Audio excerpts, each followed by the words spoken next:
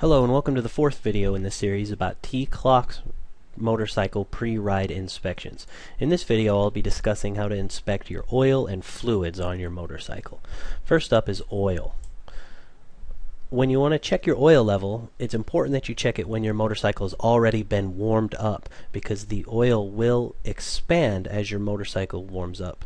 And there's also other areas on your bike that will get filled with oil when it's running, and it may appear to be either over or under full if you check it while it's cold. There are two normal ways that you want to check your oil. First is with a dipstick. If your bike is equipped with a dipstick, then this works very much the same way as a car. You want to pull the dipstick out, wipe it off so that it's free of oil, reinsert it fully, and then remove it once again and verify that the oil level is within the marks. Additionally, a lot of motorcycles are equipped with an oil level window like you see here. Here you can see what it would look like if the oil level was low. In this example, it's just that my bike is tipped to the side and is not level. You can see that there are two lines on the left here that indicate whether the level of your oil. Now here's another picture that shows what that window will look like when it's completely full. In this example, my bike is cold and it appears to be overfilled, but I assure you that if I were to have warmed it up first, the oil level would be within those lines. Now, another important thing to inspect when you're looking at your oil is you want to check for leaks. So look everywhere where the oil normally flows, around your engine, around gaskets and housings and seals. Just make sure that there's no oil leaking. If you do find a significant leak, you need to take that to a certified mechanic and have them take a look at your bike. Additionally, when talking about oil, we need to mention gear oil. This is typically only seen in motorcycles that are shaft driven.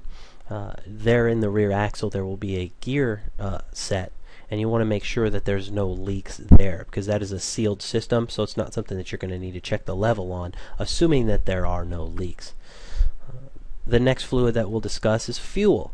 Now, motorcycles are different from cars here in a couple of different ways. For the most part, motorcycles are not going to have a typical fuel gauge. Some do, and if they do, that's great. You can take a look at your fuel gauge and tell you. Otherwise, what a very important thing to do before you ride your bike is to open it up and visually take a look at the amount of fuel inside. And you can see here in this picture, I've got a full tank of gas. Typically, there are two different ways that a motorcycle will let you know, assuming that there's not a gauge, will let you know that it's time to fuel up. On older style motorcycles that are carbureted, typically there's a petcock valve which allows you to turn the fuel flow on or off. Additionally, there's normally a third setting called reserve, which is just an inlet tube that's lower down in your fuel tank. So what you normally do is set your petcock to the on position and ride, and then your motorcycle will start to sputter and die, and you need to reach down and adjust that petcock valve to the reserve position, and that's going to give you normally about another 50 miles of distance. So that's your indication in that type of setup that your motorcycle is running low on fuel. Some newer motorcycles, especially those that are fuel injected, will instead have a warning light, and that's just going to be a light that lights up to let you know you've got roughly 50 miles left before you need to fill up. I'd recommend not waiting a whole 50 miles before you try to fill it up. Don't test that one. As soon as your light comes on, or as soon as you have to switch to your reserve intake, it's time to find the nearest gas station and fuel up. Now, it's also important when you're looking at your fuel to check for leaks, and those are typically going to occur on your fuel lines, at that valve that I mentioned earlier, or at the inlet, whether it's carburetors or at the fuel injectors. So just make sure that you don't have leaking fuel anywhere, because that could be significant, especially if your motorcycle gets hot. Leaking fuel could catch fire, and that's a very significant risk. The next fluid that we'll talk about is our brake fluid. You can see here, in a similar manner to the oil reservoir, there's a sight glass on the master cylinder, and this holds true for every motorcycle that I personally have ever seen.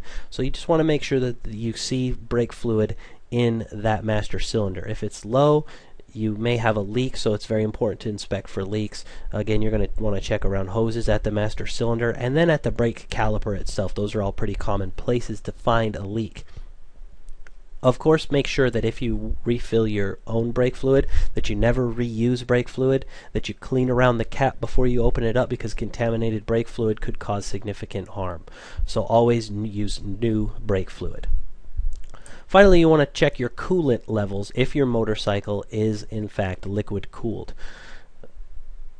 There is several different places you want to check. Of course, around the radiator you want to check for leaks, along with hoses, tanks, fittings, and pipes. The only way to check the level of your fluid is via the reservoir, which is also known as an expansion tank.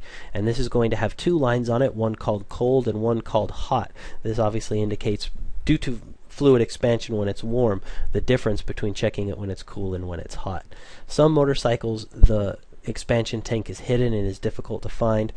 In that situation, just make sure that your fluid levels are good and that your motorcycle hasn't been overheating, and that should be good enough. Additionally, you want to check the operation of your fan.